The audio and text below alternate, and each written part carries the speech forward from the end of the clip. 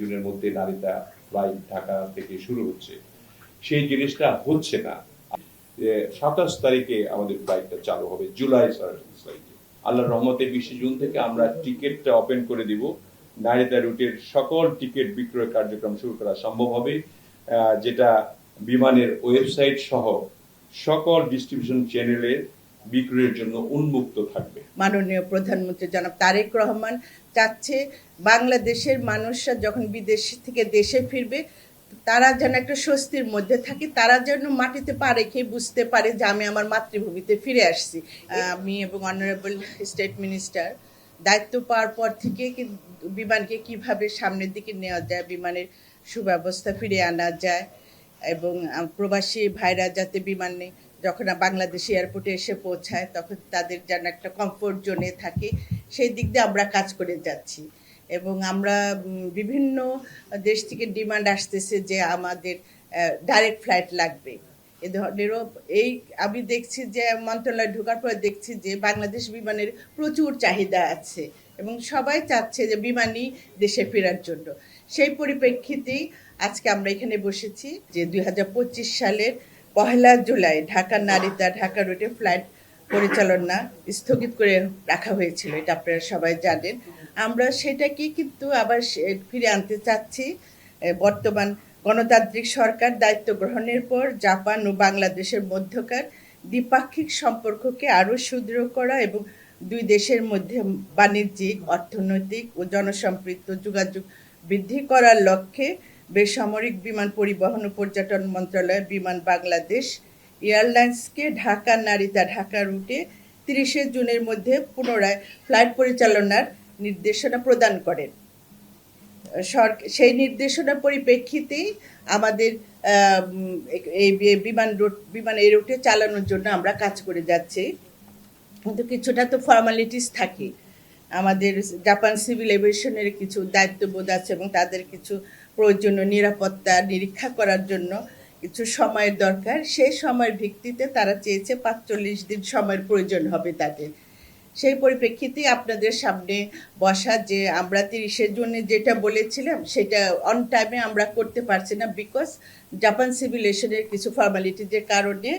আমরা সেটা চেষ্টা করছি 27 জুলাইয়ের মধ্যে আমরা যেন যে আমরা দিয়েছি কমিটমেন্ট করেছি সেটা ইনশাল্লাহ 27 জুলাইয়ের মধ্যে আমরা শুরু করব। এই নারিতা বিমান যেটা যাচ্ছে নারিতাতে, সেটা আমাদের অনারেবল স্টেট মিনিস্টার তো এটা নিয়ে কাজ করছেন, যেহেতু উনি কিছু বলবেন নারিতা রুটের ব্যাপারে, তো ওনাকে আমি কিছু সুযোগ দিচ্ছি নারিতা এই রুটের ব্যাপারে কথা বলার জন্য। মাননীয় প্রধানমন্ত্রী জনাব তারেক রহমান চাচ্ছে বাংলাদেশের মানুষরা যখন বিদেশ থেকে দেশে ফিরবে তারা যেন একটা স্বস্তির মধ্যে থাকে, তারা যেন মাটিতে পা রেখে বুঝতে পারে যে আমি আমার মাতৃভূমিতে ফিরে আসছি। এই যে এই ফিলিংসটাকে আমরা ফিরে আনতে চাচ্ছি।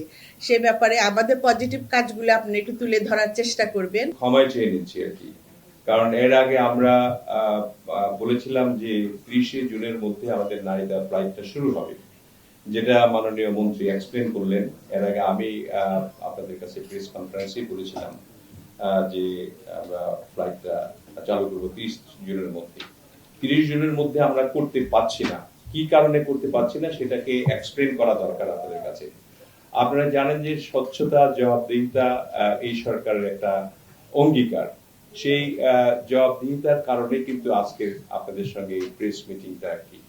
আপনাদের আমরা জানাতে পারি যে আমাদের নারিতা ফ্লাইটটা যাচ্ছে, কিন্তু আপনারা ইতিমধ্যেই প্রকাশ করেছেন এবং যে 30 জুনের মধ্যে নারিতা ফ্লাইট ঢাকা থেকে শুরু হচ্ছে, সেই জিনিসটা হচ্ছে না।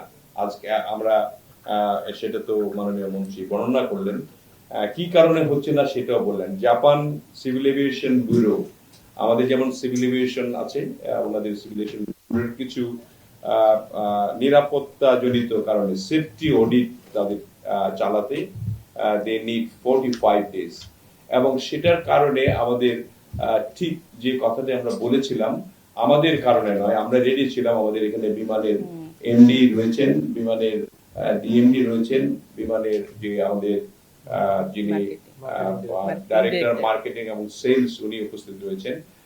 তারা কিন্তু ক্যালকুলেশন করে সব ঠিক করে রেখেছিলেন, কিন্তু আমাদের যে জাপান সিভিল এভিয়েশন ব্যুরো তারা 45 ডেজের যেটা সীমা রেখা দিয়েছে অডিটের জন্য, সেই কারণে আমাদের ফ্লাইটটাকে এখান থেকে ফিক্স আপ করা হয়েছে 27 তারিখে আমাদের ফ্লাইটটা চালু হবে, জুলাই 27 তারিখে।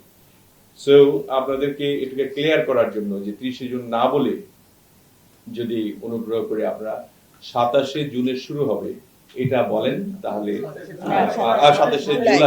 27 জুলাই আমাদের ফ্লাইটটা শুরু হচ্ছে নারিতা জাপান। প্রথম দিক 20 জুন থেকে, আল্লাহর রহমতে 20 জুন থেকে আমরা টিকিটটা ওপেন করে দিব।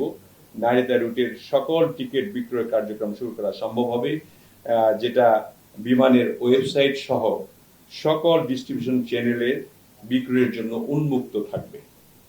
এটা 20 জুন থেকেই থাকবে। অতএব নিশ্চিত হওয়া গেল যে আমরা 27 তারিখে ফ্লাইটটা যাচ্ছে। সেটা আমরা যে ডিএমএস সাহেব আছেন এবং এমডি এবং ডিএমডি সাহেব আছেন, ওনারা ক্যালকুলেশন করে এটা কনফার্ম করেছেন। বর্তমানে জাপানে বাংলাদেশের 40,000-এর বেশি শিক্ষার্থী এবং কর্মী রয়েছেন এবং এই সংখ্যা ক্রমান্বয়ে বৃদ্ধি পাবে। আমরা যখন ফ্লাইটের ব্যাপারে ঘোষণা দিই তখন জাপানে বসবাসরত বাংলাদেশিরা উচ্ছ্বাস করেছে যে বাংলাদেশের প্লেন আসছে। এমনকি জাপানের যে হাই অ্যাম্বাসেডর এখানে আছেন তিনিও খুব উচ্ছ্বাসিত হয়েছেন যে ডাইরেক্ট ফ্লাইটে যেতে পারবেন। তো এই বিষয়টির জন্য যে যথাযথ পরিকল্পনা, নেটওয়ার্ক ব্যবস্থা, এটা ভবিষ্যতে যাতে লাভজনক হয় সেগুলি নিয়ে আমরা কাজ করেছি এবং এটা টেকসই হবে ইনশাআল্লাহ। এই বিষয়টি জানানোর জন্য আজকে মূলত আপনাদেরকে কষ্ট দেওয়া। আমরা আপাতত একটা ফ্লাইট করছি। আমরা ফ্লিট বাড়ানোর সাপেক্ষে আমাদের এখানে 2টা থেকে 3টা পর্যন্ত ফ্লাইট করতে পারবো, তাই না? আমরা 3টা ফ্লাইট প্রতি সপ্তাহে করতে পারবো ইনশাআল্লাহ।